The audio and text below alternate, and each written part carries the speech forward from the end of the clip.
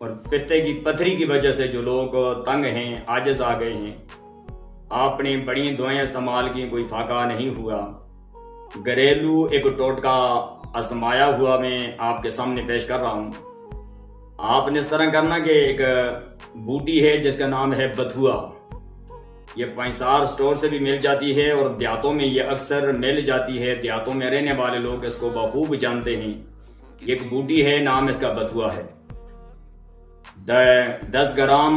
میں مثال کے طور پر پیش کر رہا ہوں کہ 10 گرام اگر کہ بتھوا سوکھی ہوئی بوٹی اگر آپ نے لی اور 10 گرام ہی آپ نے سفید مرچ، ان دونوں چیزوں کو آپ نے پیس کر پاؤڈر بنا لینا ہے۔